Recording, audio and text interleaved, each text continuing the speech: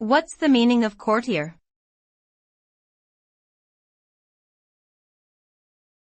Courtier.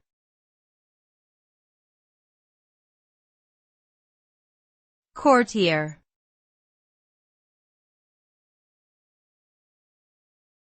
Courtier.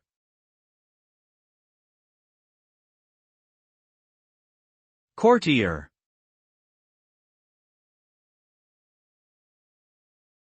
A courtier is a person who attends a royal court as a companion or advisor to a monarch or other powerful person. They may hold positions of power and influence, and often act as intermediaries between the ruler and the rest of society. Courtiers were important figures in the political and social structure of many historical societies, such as in medieval Europe and imperial China. Their roles could include managing affairs of state, negotiating treaties, or simply providing entertainment and companionship to the ruler.